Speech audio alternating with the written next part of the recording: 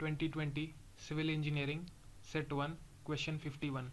A circular water tank of 2-meter diameter has a circular orifice of diameter 0.1 meters at the bottom. Water enters the tank steadily at a flow rate of 20 liters per second and escapes through the orifice. The coefficient of discharge of the orifice is 0.8. Consider the acceleration due to gravity as 9.81 meter per second square and neglect frictional losses. The height of water level in meters rounded off to 2 decimal places in the tank needs to be found at the steady state. The relevant NPTEL reference has been listed. Coming to the useful data, if we are given a tank and we have an orifice at the bottom of the tank from where water is coming out. We have a certain water surface of the tank at the top which is at a height, let's say h from the bottom. So in order to find the speed of exit of water from this orifice, we need to have the knowledge of Bernoulli's equation, which is essentially the conservation of energy in a fluid.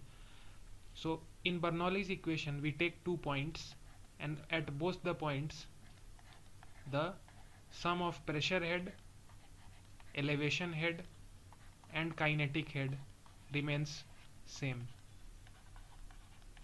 This can only be applied when there is no loss in the fluid of energy, and in addition the fluid is incompressible and inviscid.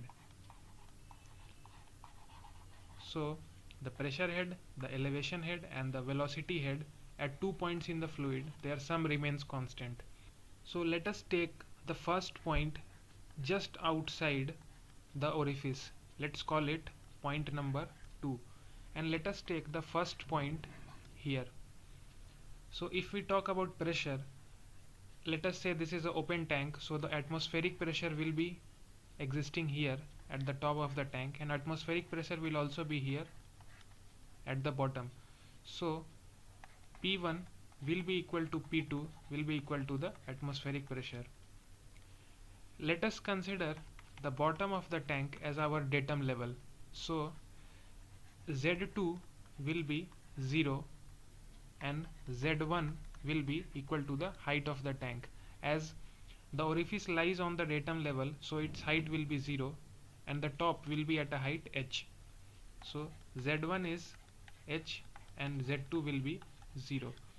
If we talk about the speed of flow at the top point, so since it is a large tank, let us consider that the diameter of the tank is much larger than the diameter of the orifice. In this case, there will be no virtual drawdown in the tank's water level. So in this case, V1 will almost be 0, as we know that using the continuity equation we can find A1 V1 equals A2 V2. So if we take the first point at the top and the second point at the bottom, so V1 will essentially be A2 over A1 times V2. So since A2 by A1, that is the orifice area divided by the tank's area, will almost be 0, so this V1 will tend to 0. So using this concept here, we have obtained V1 as 0 and V2 will be, say, some V. So if we use all these values in the Bernoulli equation, we would get H equals V square over 2G, which would give the speed of flow from the orifice as root over 2GH. So the discharge from the orifice can be called as QO, which will be coefficient of discharge from the orifice into area of the orifice into the speed, that is root 2GH. Ideally CD should be 1, but in real cases the discharge is almost reduced by a certain factor, so we multiply this factor CD for finding the discharge. In this question we are given a tank whose height is unknown. Certain amount of water is flowing in the tank, let us call it Qi. So Qi is given as 20 liters per second. There is an orifice at the bottom of the tank from which the water is coming out with a speed, let us say, is as V0. The diameter of the tank is given as 2 meters. The diameter of the orifice is 0.1 meters. Acceleration due to gravity is given as 9.81 meters per second square. The coefficient of discharge of orifice is given as 0.8. It is said that the tank is in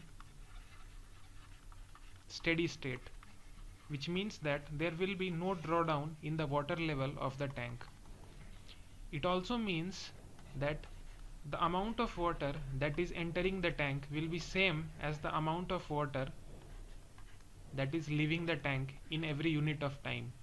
So if we insert Qi amount of water in a unit time and Q0 exits from the tank using the orifice, so both these quantities should be equal for steady state to be achieved. In this case, Qi is given as 20 liters per second, which will be 20 times 10 to the power minus 3 meter cube per second.